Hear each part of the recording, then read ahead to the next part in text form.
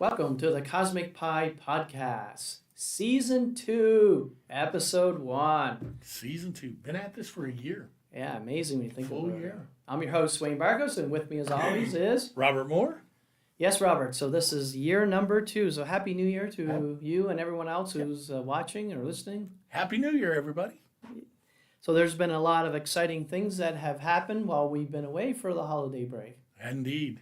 A lot of things. And even a small percent of them have to do with science. Wow. I was just thinking of the science. There's a lot of stuff out there.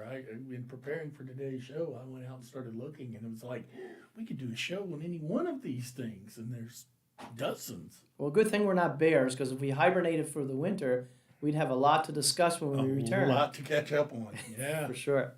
Well, as always, we do have a live chat that's running, so you have any comments or questions that you'd like to ask Robert and I, we'll do our best to answer them. Please feel free to use that feature. Also, as a disclaimer, it is a new year, so anything that Robert and I say is just our own personal opinions, not necessarily the opinions of the University of North Dakota or anyone affiliated with it. Right. And with that said, we are broadcasting live from the University of North Dakota in Grand Forks, North Dakota. Now, it is a little colder than what it was the last time we broadcast. Winter showed up. It's finally here. It's finally came in and said, hey guys. Time to dig out those long johns, right? Indeed. Yeah. I'm taking a class this semester again, and I got to admit, the long walk across campus from this east side to the west side was pretty rough. You kind of forget a little bit about that, right? When you get into the do. summer and stuff, and then when you get back into the deep of the cold of winter, then you're like, yeah, okay, I remember this now. Yep. The burning sensation on your legs and and on your face. on your ears. Brings up that meme that I've seen, the air is hurting my face. Why do I live somewhere where the air hurts my face? Well, if you wait long enough, it no longer hurts. This is true, but that's usually a bad sign. It's the beginning of frostbite. That's a bad sign. It's kind of like when you're in the summer when it's 98 degrees outside and you stop sweating. Right. That's a bad sign. Yeah. Well, one of the good things about living around here, of course, we do experience all of the seasons, and that's really nice. That is nice. In fact, you'd think, I live in Hawaii. It would not be great. Be summer all the time. But I wonder if that would be boring after a while for somebody who experienced seasons all their life. I don't know. I have a few friends that live in Florida that are just like, sipping on their nice cocktail drink, we'll watch the snow from here. Eating fresh pineapple, right. Playing golf in January outside, all these things, right? That's it. Yeah. Okay, so speaking about a lot of things that's been going on, one of the things that we have that we'd like to opening up the discussion with is some latest information, some latest images taken of the Jupiter system. Right. And besides, people, it's interesting when you send a probe to orbit a planet, let's say like Jupiter in this case. After a while, you kind of forget that it's there. Yes. It's not like a flyby situation or anything like that where you get a large or huge data dump over a period of several days or weeks or even months. But in this case, you get a steady stream of information over years. Over years. And unless there's something really surprising that comes out of it, you forget about it. You're right. You're 100% correct. I mean, how many years was Cassini going around Saturn? Yeah, it was quite a few. I even forget the number, but it's well over 10. I think it's more than a decade. Yeah. That it was in orbit around Saturn. And of course, when that mission is over and you no longer have data coming back from the proximity of that planet, then you kind of miss it. You miss it, yeah. So especially if something weird happened, like a new feature in the atmosphere that you can see with ground-based telescopes or maybe with HST or James Webb, and then you'd love to have a probe nearby, right? Or finding out that Enceladus is spewing out salt water, Yeah, all these kind of things. And then you went, a lot of people had processed data from past missions and discovered interesting things. Yep. And by the time they realized what they found from the data analysis, the mission was long over, right? Right. So that has happened, more than once. And that's when you start screaming for a new mission. Yeah. Now, one of the things that was a surprise, so when you think about the Jupiter system and the space probes that we've flown by, can you name the probes that have gone by Jupiter or been in the vicinity of Jupiter? Let's see, Galileo. Right. Juno. Voyager. Which one? That was one, wasn't it? And 2. Yep. Okay. So 1 to 2. And there's one more that I'm not remembering. And there's actually two more. Two more? I'm going to make a joke. Juno, that was Pioneer 10 and 11. Oh, okay. The Pioneers did go by. Yeah. Yeah. Okay. So, the Pioneer 11, I believe, also flew by Saturn. Mm-hmm. And that happened, if I'm not mistaken, a few months before Voyager 1 flew by Saturn. Okay. In fact, the Voyager gave us Voyager 1 and 2, our best views of the outer planets. Right. I mean, no one else has flown by Neptune and Uranus, for example, than Voyager 2. Since Voyager 2. Yeah, Right. so that's the only flyby of those. And of course, we have New Horizons that, a lot of times they use gravity assist of Jupiter. Right. So these probes fly by Jupiter like New Horizons on the way to Pluto. But a lot of times it's not to really study Jupiter, it's just to use that planet's gravity as to gain velocity, gain energy, Yeah. to get it out to the destination it wants to go. And steal it from Jupiter. Yes, you steal it from Jupiter, and people wonder what happens to Jupiter. You want to explain what happens to Jupiter when we steal its energy? Well, Jupiter slows down, which means it creeps a little closer to the sun. Yeah, and then you think of slowing down. Well, don't planets go faster when they're closer to the sun? Well, they do, but it lost energy, so it lost angular momentum. You can go into all kinds of where the losses are coming from. Yeah, so its orbit changes ever Its so orbit slightly, changes. but it's so minute, Yeah. right? So that's why we don't worry about trying to alter the orbit of Jupiter to cause some kind of issue in the solar system. let's say about 1,000 kilograms versus Right, a lot. a lot of kilograms, a Yeah. lot of thousands of kilograms. Yeah, so is it easy to move a marble or an 18-wheeler when you push on it or ping at it with your finger, like Right. that, right? Yeah. So you just think of the difference in mass. Yeah. In that case. So. Now, it was interesting from Jupiter point of view when the Voyager 1 spacecraft flew through the Jupiter system, that one of the discoveries they made was related to a moon that we call Io, or some people call it Io. And Io is one of what we call the Galilean satellites. So there are 4 of them. Can you name all 4? I can name all 4. Io, Europa, Callisto, and Ganymede. Right, and who discovered those? That would be Isaac Newton. No, Galileo. Hence why they're now called the Galilean moons, although he called them the Medicean stars. Right. In fact, Galileo discovered them because he was the first one that used the telescope and pointed at Jupiter Pointed it at the sky. and was able to see them. In fact, with just a small pair of binoculars, you can see the 4 Galilean satellites or moons of Jupiter. The important thing there when you point, binoculars or even a small telescope is to make sure you hold it nice and steady. Yes. And a lot of times when I'm using, a pair of binoculars, I have a very large pair of binoculars, and to be able to hold them steady is really key to be able to see things clearly.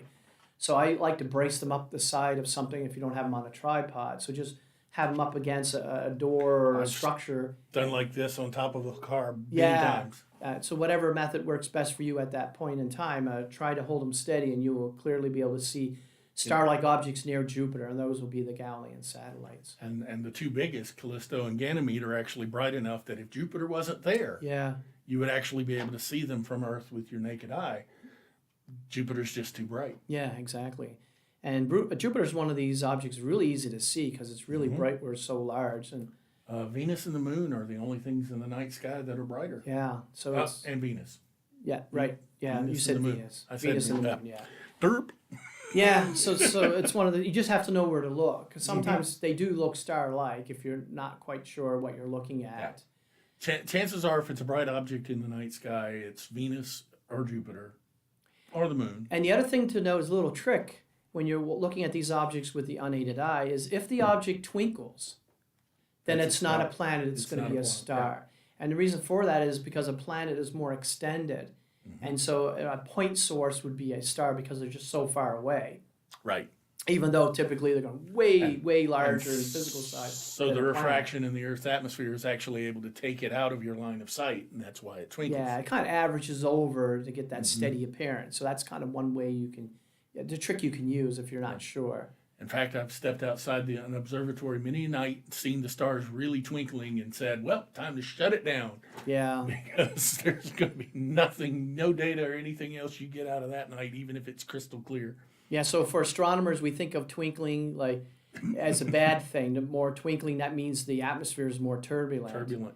And that's why if you're in space, like with the Hubble or James Webb, you don't worry about twinkling because that's an atmospheric phenomena due to the Earth's atmosphere. And if you're in space, you're above that atmosphere. You don't have to worry about that. But for other non-astronomers, a lot of times they think of twinkling as this poetic, romantic type of thing, or the twinkling of stars. But for astronomers, it's not like we're anti-romantic. It's just that more twinkling that's occurring at a given time, that means the sky is more turbulent, and you're going to have your blurring effect on your images of whatever you happen to be looking at. Right. So that can be an issue. So you worry about that. Now, if you want to bring up the first slide, Robert. Okay. So what we have here is an image of Io. Now, when Voyager 1 went through the Jupiter system, one of the big discoveries that was made is that Io is volcanically active. Holy cow. How is a moon so far out, and a moon at that, volcanically active? So when you look at this image, what you notice is you can see peaks of something sticking up. In fact, you can make out the shadows that those mountainous region-like objects are. But what these are essentially are, most of them anyways, are volcanoes. In fact, Io, has over 400 volcanoes that are active on average at any given moment. It's amazing. It is the most volcanic active body in our solar system. Yep. And so, therefore, it wasn't surprising when Voyager 1 flew by, I believe it was in 79, if I'm not mistaken, and had a nice view of Io for a period of time, that, one of the things it captured was the outpouring of material coming from volcanoes. And I will say it's a fortuitous shot because it was on the limb. So it was spewing it up into space. Otherwise, it would have never been noticed. Well, it's harder to notice. It's harder to notice. Let's say, Okay. Put that. Yeah, because when you spew up the material out into space, you have the blackness of the background. And if the sunlight is coming in the right way, it can backlight that material that's being thrown up into space and make it really easy to see. In some sense, and depending on the alignment, it's like in the summertime, for example, you have light, let's say, coming in your windows in your living room, your house. When the angle of the sun it's just so, you can see all the lint particles in the air. And it's like, how can I see that? Normally I don't see that because of that backscattering of that light. Illuminates those particles. Now, you're right. It was still been realized that it was volcanically active simply because it's resurfaced so quickly. It would have been noticed that the surface had changed. Well, they actually photographed, like if you look at the surface like this, you could actually see plumes. On the surface, you could see there were plumes, not like a normal surface feature, right? Right. So it wouldn't have been hard to put that together. Yeah. So that definitely would Once have been. we started seeing it up close. Yeah. The interesting question is that Io is small. Small, yeah. Okay. So now how small is it? Well, if you look at that little table that we have here, notice that the mass of Io is about only 1.5% of Earth's mass. So it's pretty small. Well, when you think of small, you mean size. What's that? Well, about 1,800 kilometers is the radius. And that's a little bit larger than Earth's moon, just slightly larger than the Earth's moon itself. The other thing we have up here is the density information. So we have 3.5 grams per cubic centimeter. That's pretty heavy. Yeah, so do you want to make a comment about what's that relative to the average density of the Earth, for example? The average density of Earth is around 5.2-ish, if I'm remembering correctly. Right. So what's water? What would water be? Water is 1. Water's 1. And so ice would be a little tiny bit less than that. Right. So this indicates that Io's got a lot of rock in it. That's right. So this is the average density over the whole moon. So that includes the deep interior. Right. And it also suggests that it does not have a lot of metal in it. Right. But it does have a lot of rock. Unlike the Earth, which had more metal content, making its density much higher. Much higher, yes. And you think, okay, where do you get the density from? Well, what's the simple equation, Robert, for the density? Mass divided by volume. Mass divided by volume. And notice we have the radius. So if we assume that Io is a perfect sphere, what's the volume? Let's see, 4/3 pi r cubed. 4/3 pi r cubed. So we just stick in for our 1,800 kilometers, converted to the right units, which would be meters. Meters. You use the meter, kilogram, second system of units. Or centimeters in this case. Right. So then you convert it to centimeters, and then you convert the mass. If you know the Earth's mass, take 1.5% of that. Right. So multiply by 0.015. And then you have the mass divided by the volume of the moon, and you would have the density, the average density of the moon. So that's where these numbers kind of come from. They're not just plucked out of thin air, of course. Right. They're plucked out of space. No, just kidding. So Robert, you got, an object that's relatively small, Mm-hmm. certainly compared to planets in our solar system, Right. and it's very far away from the sun. Yes. And yet, I mean, this picture, just for sake of completeness, there, looking what we have, it was taken about 930 miles from the surface of Io by the Juno spacecraft, as it's maintaining its orbit around Jupiter, flying by various moons at various times at different distances. But Io itself is so far away from the sun. That is a relatively cold environment from the outside. The object itself is relatively small, so it's not going to contain a lot, if it contains much of anything, of the uranium and these type of elements that break down through radioactive decay and release energy. Right. So, Robert, why would it be the most volcanically active body in the solar system? Isn't that a complete mystery? That's a good question. And we think we know the answer. And what do you think the answer is? The answer is it's on a highly elliptical orbit due to the tugs of Jupiter itself, plus all these big moons, because Ganymede and Callisto are actually of the size of Mercury. And so between all these tugs, Io is on a highly elliptical orbit, which means its tides, due to Jupiter's gravity, squeeze it and let it go rapidly, because its orbit is on the order of hours. Yeah.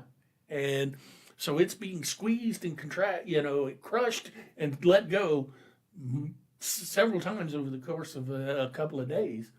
And so that flexing, like a paper clip that you bend back and forth rapidly, the middle will get hot where it's bending.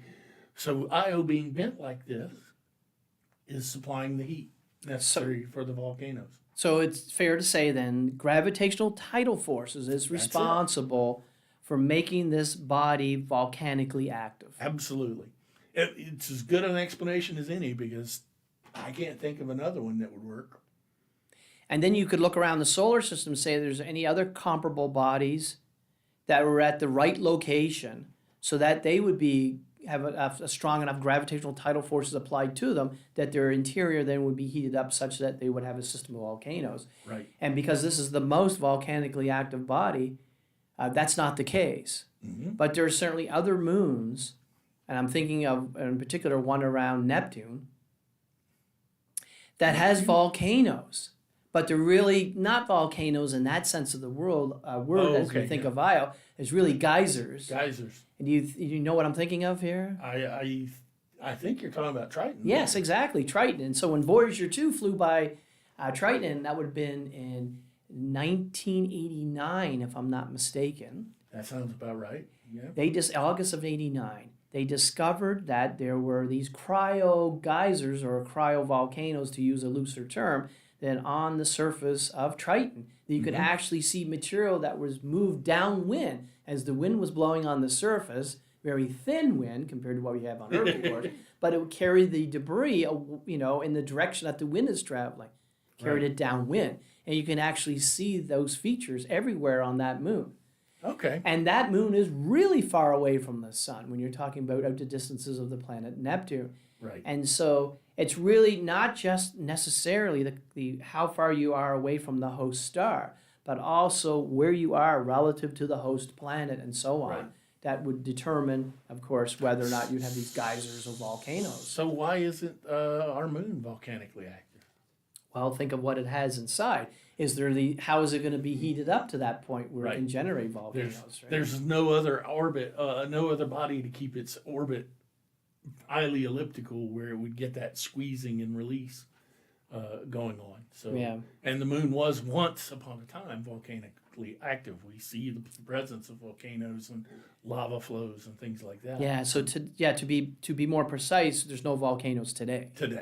That's the way you think, because it has the Maria, the sea, if you like, the oceans, as we would call them from historical reason, like the ocean of storms or tranquility. All these famous, exactly, that all of these are really lava flows that come to the top and spread out over the surface, and the surface has been altered from what it would have been primordial times or very early times, which is more of the highland areas, more heavily cratered surfaces. And they're made, going out on more information than you probably want, they're made out of basalts, whereas the highlands, the lighter colored regions, are made out of andesite.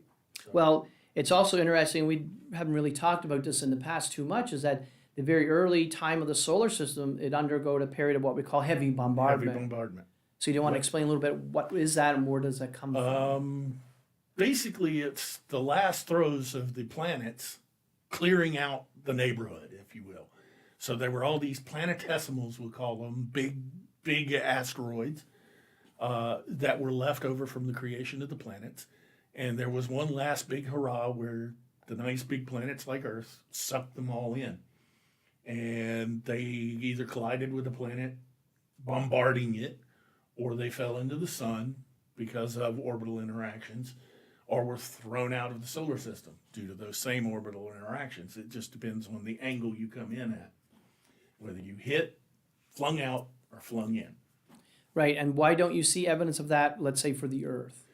Well, we do, but much less so than the moon. All those craters and everything that you see, most of them would have been from that late heavy bombardment. And why don't we see that number, the density of those on the Earth? Well, because we've got this thing called erosion due to weather and plate tectonics and things like that. Right, so that those features have been eroded away, for lack of a Smoothed better out. term, right? Yep. Whether it's through weathering or like you mentioned, plate tectonics, Mm-hmm. the different things that happen on the different continents of the Earth that would swamp that information. Swamp that signal. In fact, you can see if you look at bodies like Mercury, for example, looks very much like the moon, Mm-hmm. heavily cratered. And it's visible, that heavy cratering, because there's nothing to erode or remove and recycle them. But yeah, there are a few nice large craters left on Earth, Yeah, like one up in Manitoba, I think, there's one in Quebec. and Quebec. It's probably the one you're thinking of. So there are a few of these large craters that are left over on Earth, but they look like circular lakes. Yeah. And the other thing is you can use the cratering as a way to do relative dating of surfaces. Mm-hmm. If you don't have an object that has this erosion or things going on. Right. So, for example, if a surface has been exposed for a very long period of time, it would have accumulated more of these craters, more impacts would have occurred Right. than if you had a relatively young surface. And there would also be craters within the craters for an older surface. So when you look at the highlands of the moon, that's the areas that appear more light in color, like Mhm. whitish in color to the eye when we look up at the moon. Those are older surfaces because they're more heavily cratered. Right. And the darker surfaces of the moon, the maria, the seas of the moon, as we say, those are younger and they have less craters that you can Less observe. cratering. Yep. Because the older craters would get filled in by the lava flows and so on. Mm-hmm. And so you can use the cratering then, as a way of Dating the rough, surface. rough dating. Rough dating. It's a relative dating system. Right. So Io is very interesting, especially from the point of view of volcanism. If you're a volcanologist and you want to study volcanoes, not just on the Earth, but to use any example you can think of all around the solar system. Mm-hmm. I mean, what better place to study would be to look at Io, of course. To look at Io. Look at Io. Can even tell what kind of materials are being spewed out due to the difference in colors. If you notice on this picture, there's some that are redder and darker orange and purplish and white, and all of that is indicative of the mineralogy and the chemical composition of what's being spewed out. Yeah, in fact, one of the dominant chemicals that are on the surface here is sulfur. Sulfur and various sulfur compounds. Yeah. So, yeah. In fact, the first image, a real good image taken by Voyager 1 of Io, it was described, it looked like a pizza. You can think It of the was, cheese and everything Remember that. else, right? It kind of does when you look at the old image at low resolution compared to what Juno Mhm. provides.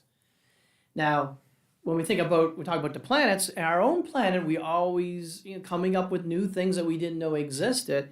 In fact, in the news recently has been the idea that the core inside of the Earth itself is actually wobbling. Is wobbling. Yeah, it's off. Its spin axis is not aligned with the spin axis of what we call the bulk silicate Earth, the mantle and crust. So what would cause such a wobble, Robert? Any idea? I can think of several ideas. I wasn't able to poke around to find anything that kind of pinned it down. But the inner core is growing asymmetrically. We do know that. It's also got an anisotropy features in that there's different wave speeds for the seismic waves through different portions of it. So there's something phase-wise, chemical phase-wise, or compositionally that's going on.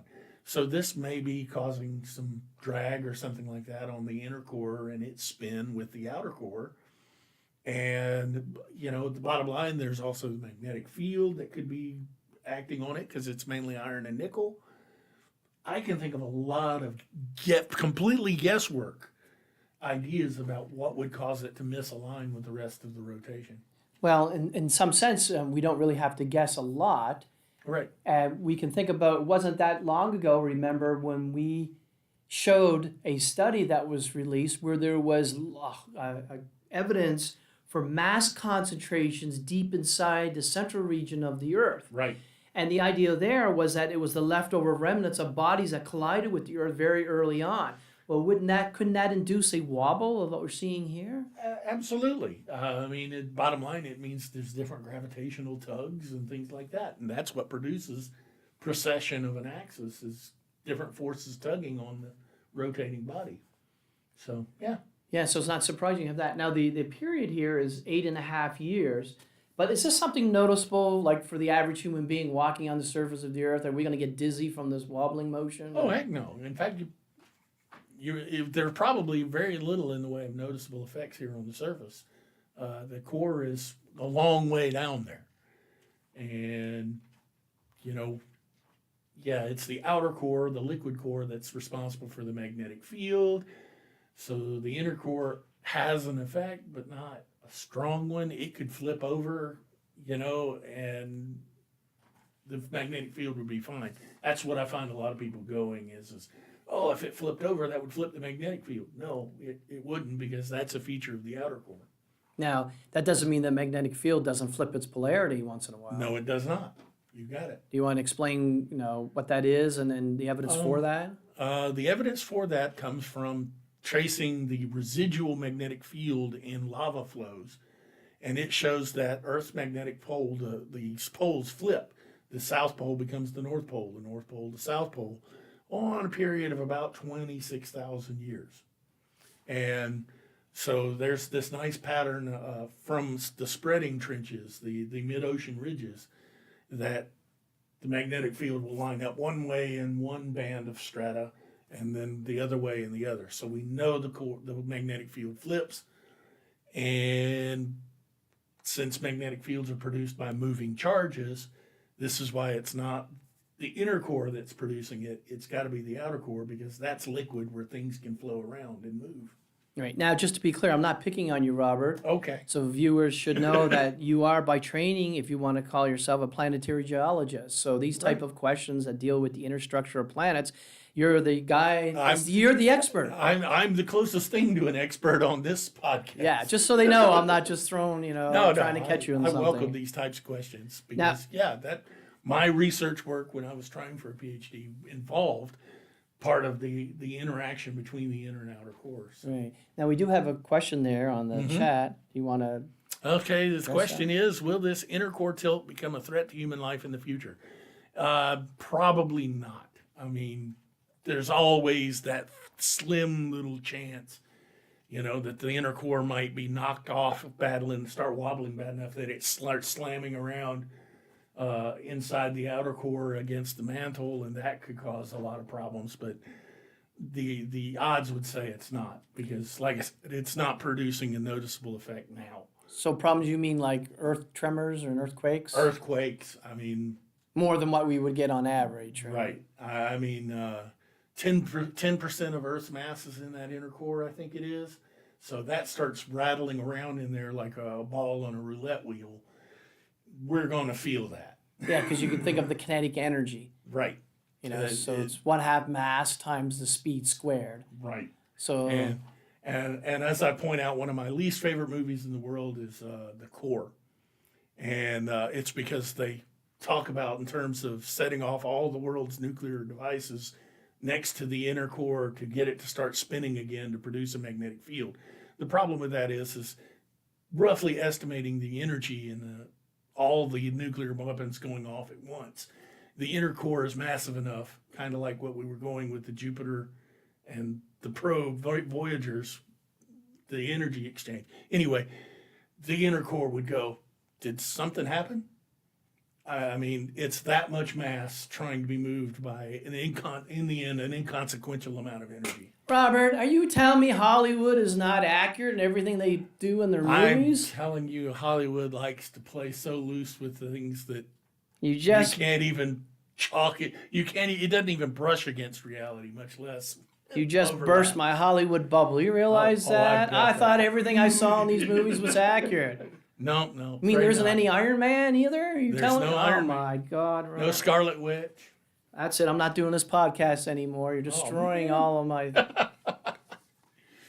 Well, the other thing is to address, we talked about it a little bit, but didn't really go into it, is what happens during a pole flip, the magnetic pole.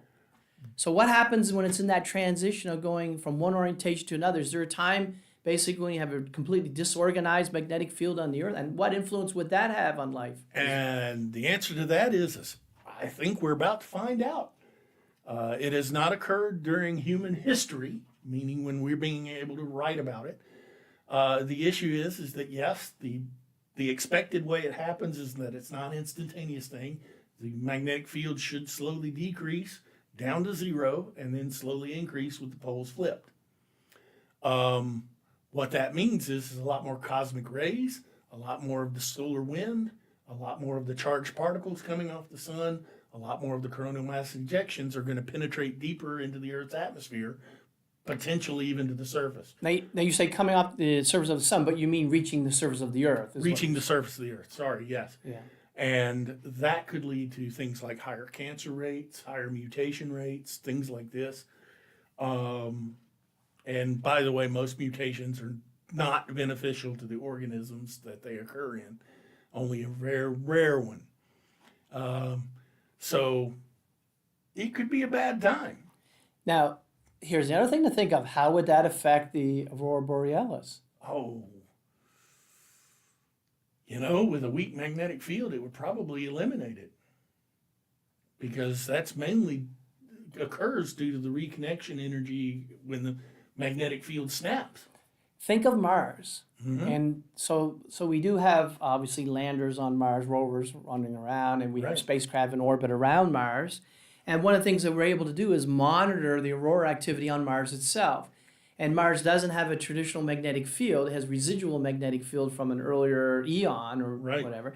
And so, but we do see signs of aurora activity. And that aurora activity is not all concentrated at the magnetic poles because there really aren't any. Right. But we see it in different locations on Mars where there is an enhancement of magnetic field in some region on the surface of Mars. We can get aurora I did not know associated with that. Yeah. that. So it's kind of a flashbang effect. Yeah, it's kind of patchy all over the planet type of stuff. Depending on That's where that. cool. So that would be something maybe we get in this case. Yes, I would anticipate so because that's what we would have for a while. Who knows how long? It's 26,000 year cycle, so a little while might be 10 years or it might be several hundred. It could be 1,000 years. It could be or more. 1,000 years. I wonder how would that But- affect other stuff because obviously for navigation it would affect the compass. The compass. But nowadays we use GPS. Mm-hmm. So what critical things in our society today are affected It by might magnetic knock out fields? GPS because those charged particles, solar wind, would penetrate to the satellites, Yeah, well knocking them out. yeah, you can think of that we would have to harden all our Harden them. satellites Yeah, so they're not affected by the influx of these charged particles. because while they might be orbiting outside the atmosphere, they are still well within the magnetosphere. Right. So Now you talk about not to mention any names of shows, but there's certain shows that are on all night long type of thing that once in a while bring up the subject of a pole flip, and that's what they mean, the magnetic pole. right. That this would devastate the Earth and so on and so forth. But it's not, as scientists would say, that's just, blabber, right? Sensationalization. Yeah. But that's not the case in the sense it would have no effect. Clearly there would be an effect. There would be effects. Yes, absolutely. I mean, our power grid for right now would be in jeopardy. What about pigeons? Pigeons would have a problem. Certain species of bacteria even would have problems because they've been found to align themselves along magnetic field. So after the flip, pigeons would fly the wrong direction. So migratory patterns of different animals or birds or Would insects and suffer so for a on while. would suffer. So, Yep. but clearly, this happened in the past. And we survived. And we survived. These forms of life survived. Yeah.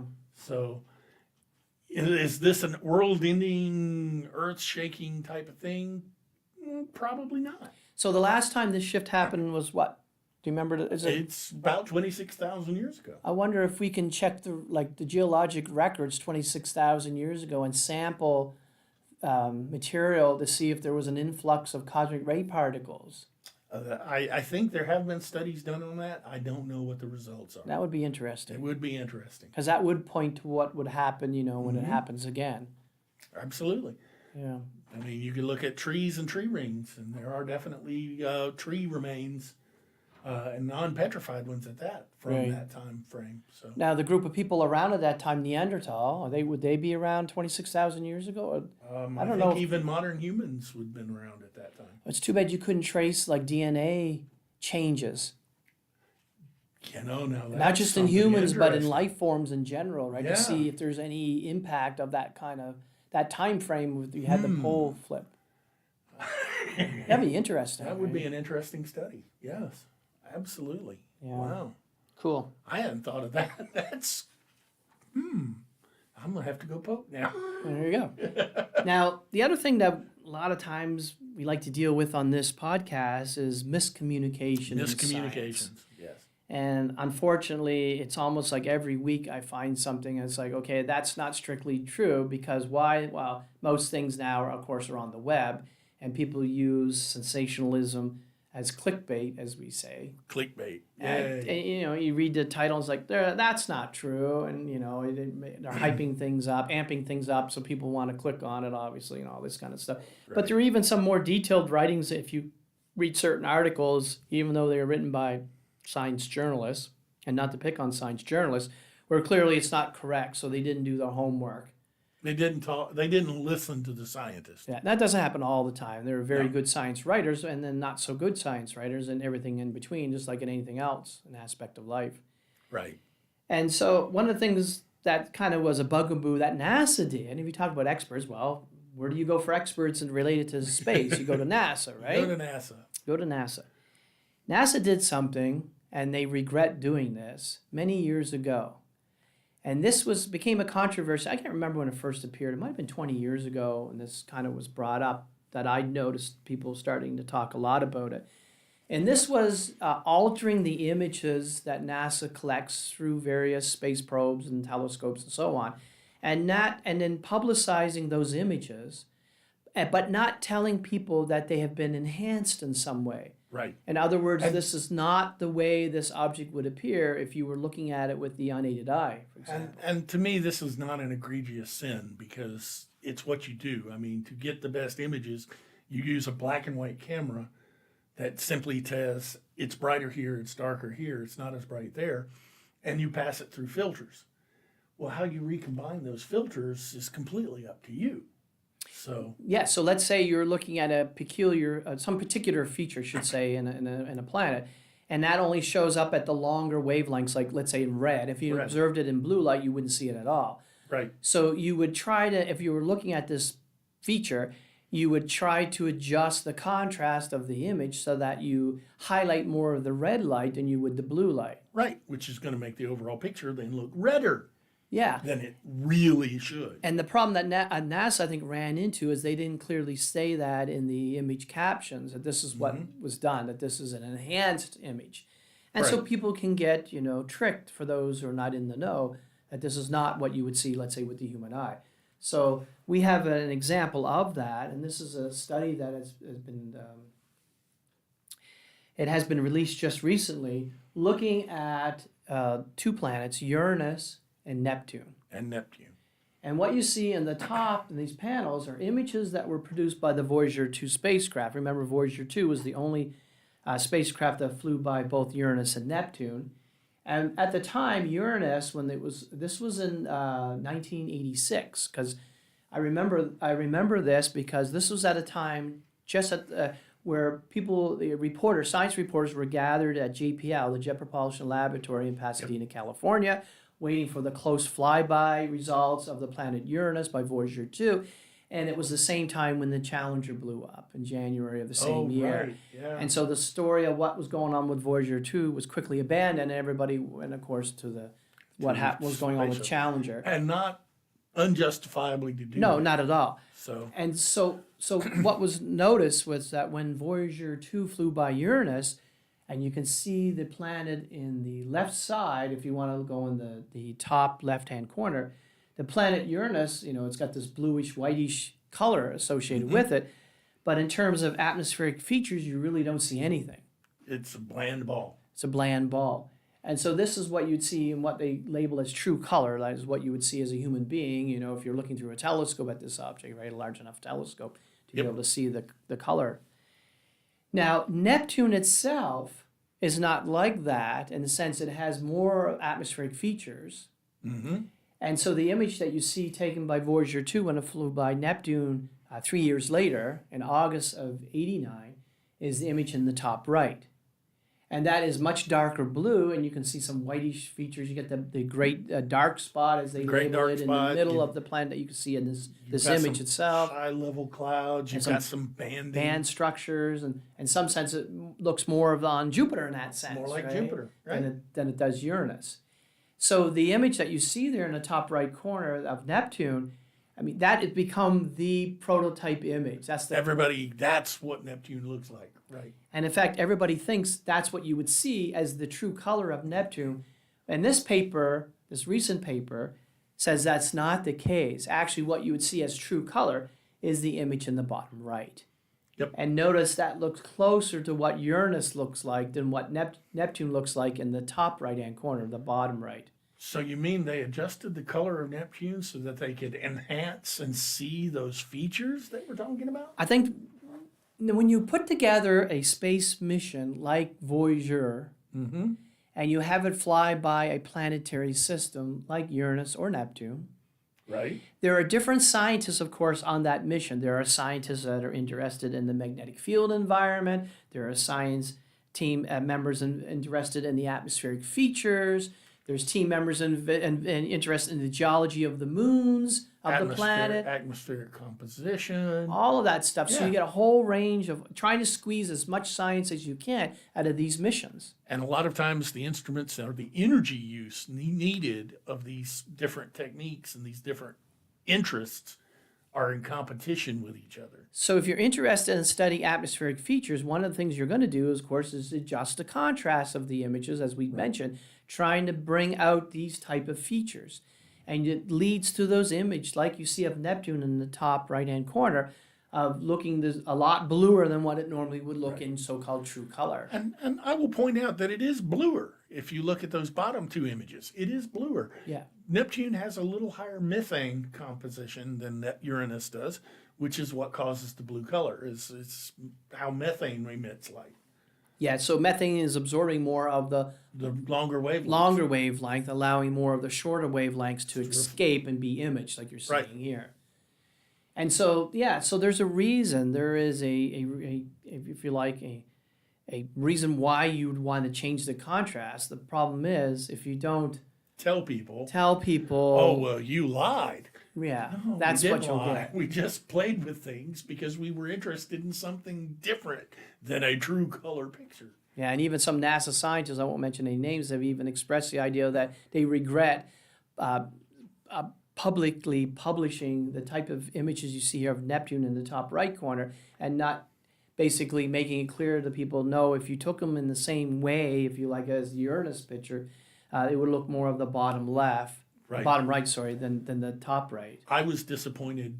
I got to admit, I was disappointed when I started doing astrophotography, and I took my first images of Uranus and Neptune because they came out looking the same.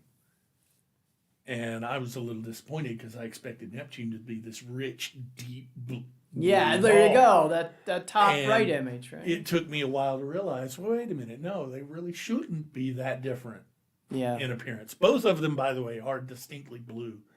You can't see any features with them with a 16-inch telescope. Yeah. But they are a nice cyan blue color. Yeah, I mean, the only telescope that I know of that can really see good features on it would be like the Hubble Space Telescope.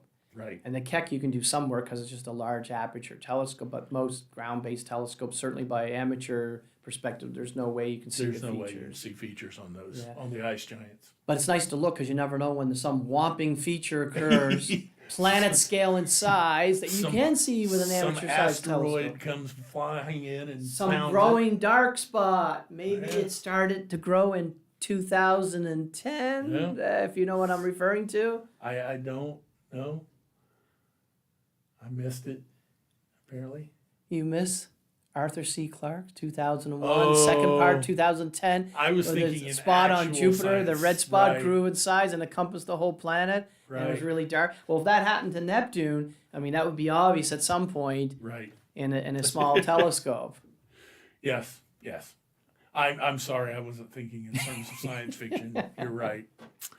Silly of me. Anyway, so it's interesting, right? You always have to look carefully at how the images are constructed before you jump to conclusions that this is exactly what you would see. You know? And it's why actually in the captions NASA does tend to release these images with captions that say this is the processing that was done. Yeah, that's been the mainstream now since, for the last 20 years or so, right? Right. Because of this controversy that arose a few There you years go. back. Okay, so the other thing that came up during the break that I found very interesting, and it was something new, I've never heard this even hinted at before, Right. and this is related to a dwarf galaxy that's in orbit around our own home galaxy, the Milky Way, and this is the Small Magellanic Cloud. Yep.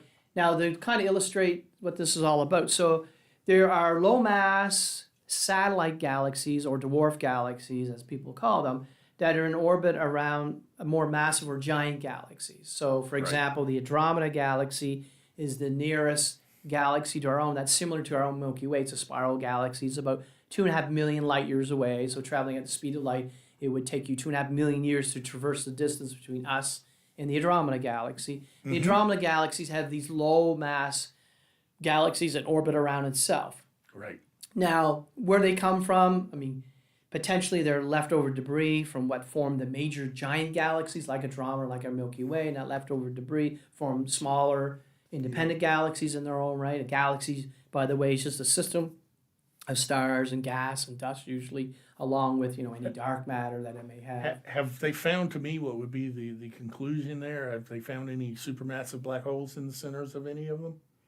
And Or do you these, know? yeah, so most ordinary galaxies would have supermassive black holes. Right. So Down have they into the found any low in mass these- galaxies. Have they found any in these dwarf galaxies? Yeah, and dwarf galaxies Okay. would contain, yeah. Okay. So So they do have supermassive. Yeah, some of Okay. them. Some of them. You have to be careful, right? And Right. Right. yeah. In The fact, reason don't I forget- asked is because that would, to me, would be the clincher of whether it was debris left over or if it's stuff that formed and just had not been hoovered up. Well, don't forget, there's also evidence of black holes in some of the globular clusters in the center. True. Right? In So fact, yeah. a friend of mine I know, well, I'm eventually going to try to get on the show with us, studies those what they're called intermediate mass black holes that should exist in globulars. Yeah. But there's a higher percent, of course, in the more massive galaxies, right? Right. That you could make the statement that, as far as we know, almost every massive galaxy, like the Milky Way, like Andromeda, has a supermassive black hole at the center. You can't make that definitive statement for the low mass galaxies. Okay. If- I didn't But know does if anybody that- had ever even looked. Yeah, but definitely. But that doesn't exclude Right. that there aren't any. In fact, I believe there's been evidence of many of these have, but not necessarily all of them. That's Okay. the general statement. And the reason I was asking is, again, because you mentioned that these dwarf galaxies may be leftover debris. Well, if they were debris, I would not expect them to have supermassive black holes. Well, black holes can form over time in that debris in the core, Fair, right? fair. So, yeah, the problem is, going down a little bit of a rabbit hole, it's almost like a chicken and egg type of question. What came first, the supermassive black hole, Or and the then the galaxy formed around it, Right. or in the natural process of forming a galaxy, you form these supermassive black holes at their centers. Go win your Nobel Prize, folks. And as Come far as I join know, us. that issue is not 100% settled, right? That's Right. something that people are still studying to this day. In fact, when we just continue down that rabbit hole a little bit, when we look at data coming from the James Webb Space Telescope, and we look in particular at the evidence for these supermassive black holes, what we call active galactic nuclei, AGN type galaxies, AGNs, yeah. you'll see that there are some at very, very high redshifts, which may point to the side that the supermassive black holes formed first, and then the galaxies have formed around that. Yeah. But who's to say both things don't happen? Right. Right? There's So not always a zero and a some one complex here. combination of both. Yeah, you I know? mean, you could have some galaxies formed first around supermassive black holes, and other ones formed not around black holes, but during the process of forming, they created over time these supermassive black holes. Yeah. The data with the James Webb Space Telescope is that you're looking at a very early time in the history of the universe, that you don't have time for the galaxy to form first and then eventually form a supermassive black hole, that it must be some mechanism or mechanisms that formed that supermassive black hole early on first, and then maybe the galaxy formed after it.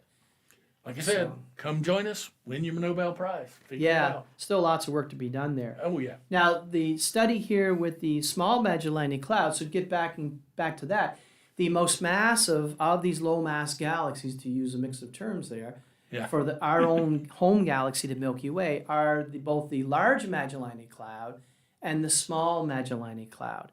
Now, the large Magellanic Cloud is more massive than the small Magellanic Cloud, and it's a little bit closer to us. So the small Magellanic Cloud, as you see here, is on a distance of about a little over 200,000 light years away. So it's traveling at the speed of light. When we detect light coming from the stars in the small Magellanic Cloud, it's been on its journey for roughly 200,000 years to get to here, to our location. Right. Now, these clouds, by the way, the name, and there's a little bit of controversy now with the name, I should mention that.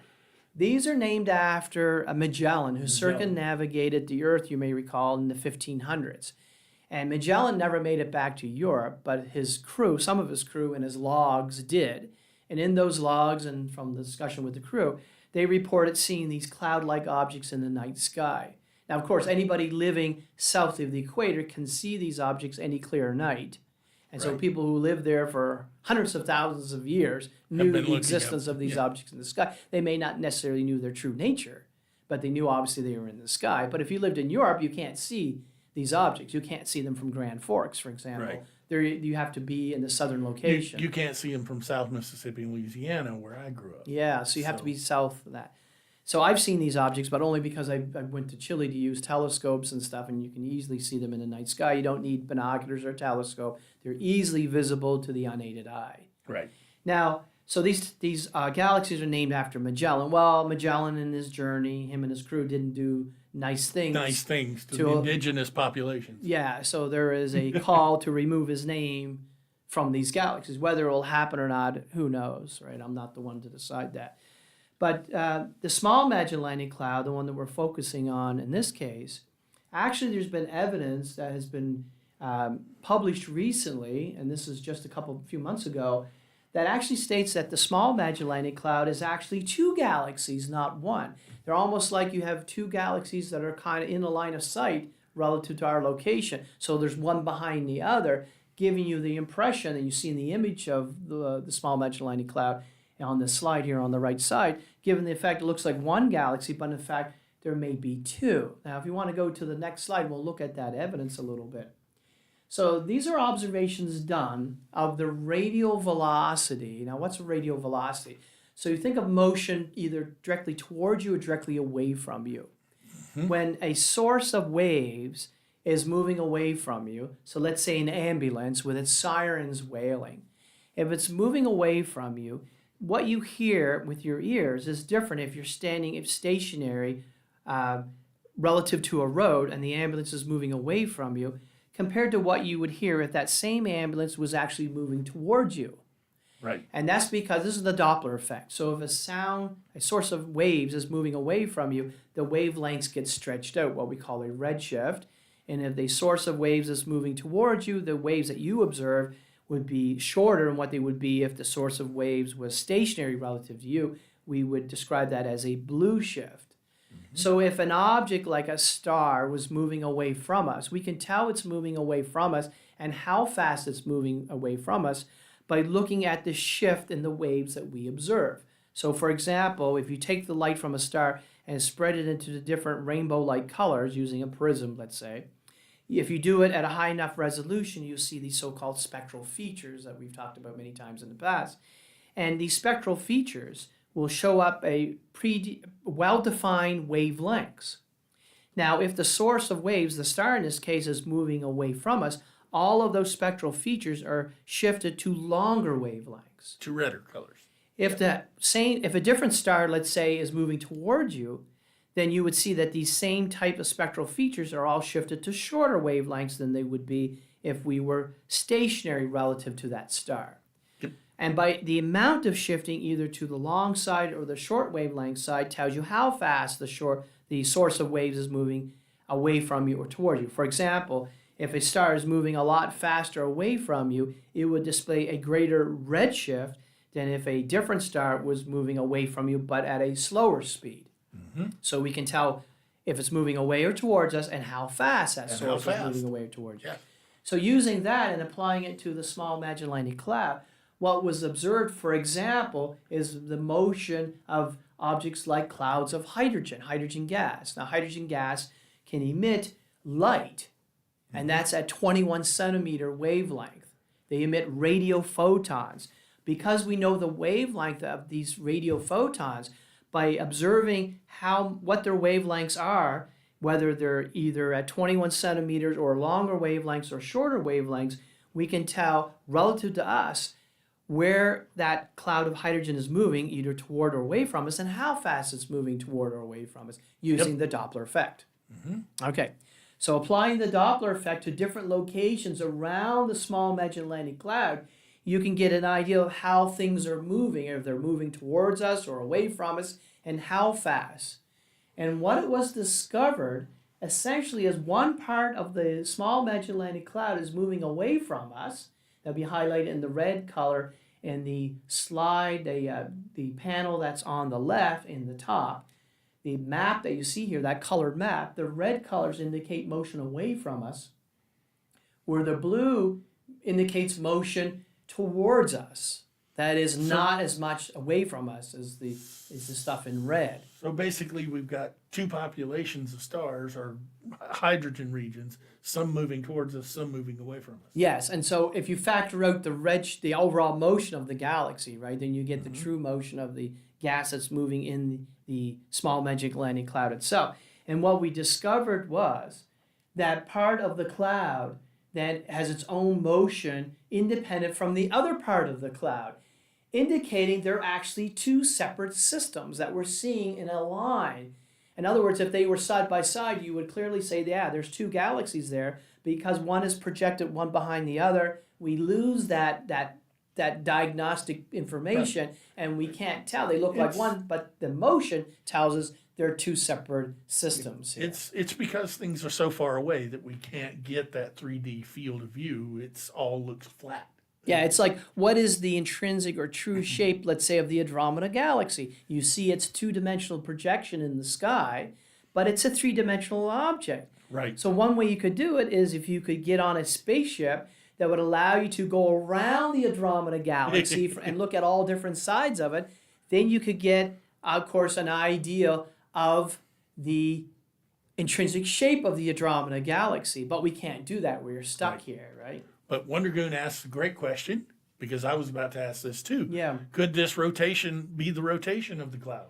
No, and in fact, that can be ruled out given the rotation, the motion that you see here. There's no clear rotational axis. It's not symmetric. Yes, that you could put there that would give rise to the radial velocity information that you see here. Okay. So the chance of it being rotation then can be ruled out from that point of view, unless you had some really arbitrarily complicated type of motion and multiple axes and so on. But that would even be indicated here because you wouldn't have red concentrating on one side and blue concentrating. You'd be spot of red amongst the blue and blue amongst the red, if you like. So that's not the case here. And so what we think is going on, and along with this, of course, is an examination of the amount of extinction. Well, the extinction is caused by the absorbing and scattering of light, mainly by dust particles. And when you map out the extinction in these objects, you'll note that for the cloud that has a lower velocity, right, it has a different amount of extinction than the cloud that has a higher velocity.